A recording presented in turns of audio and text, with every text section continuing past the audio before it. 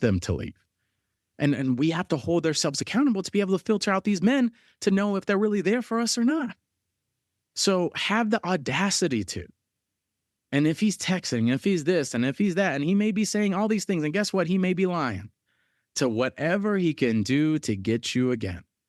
And there's so many underlying psychological reasons for this. He wants to, if he wants to stay in power of you, he sees you as a sense of property. I know that's a scary word. I don't like to use that much, but he has this protective nature over you, even though you guys aren't together, even though he did you dirty. He wants to psychologically always be in your brain for a sense of ego. The idea of you hooking up with other men drives him nuts out of his own projection of what he's done to you. There's so many psychological worries that could come with him just coming your way. Now, I'm not saying every man we're talking about is dusty and that manipulative, but some women are with those guys.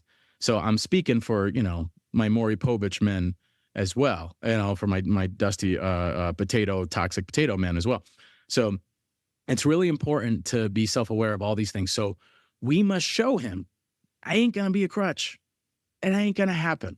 I need you to perform like you never performed before because you left me, you hurt me.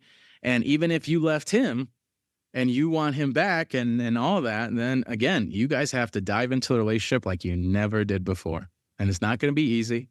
It's going to be scary. It's going to be a big old pain, but it's going to be freaking necessary if you want this to work. But at the end of the day, and this is what I tell my clients all the time, like if you're going back and forth and you're struggling and this and that and the other, just take all of it off the table and say, does this serve me? Does it serve me? Does it serve me to have him come back? Does it serve me for even wanting him back? Does it serve me, or is this just a momentary sense of limiting belief in myself? Because I need you to ask yourself, was this a relationship that I thought I would be in when I was a little girl? When I was 12 years old, thinking of my man, thinking of the love I was going to have, thinking of all that. Is this the relationship? Is this the man? Is this the man I'm going to be with? Is this the man I dreamt of? Is this the type of relationship I dreamt of? It's really important that you dive in and ask yourself these hard questions and lean on your ladies too. Let them know, I'm going the back and forth, this, that, and the other. And if they all say, all the ladies, your mom, your grandma, your Uber driver, everyone else, and then some say, no, maybe you should listen. Maybe. But at the end of the day, you have to trust yourself. And if you don't trust yourself, and you're afraid that if you take this man back and you may be stuck in a multi-year relationship just like before, and you're going to lose yourself and you're going to lose your identity and you're going to do all that, then maybe you should hold off. Because guess what? Just because he wants to come back right now doesn't mean that you have to let him. The Self-Hype Podcast.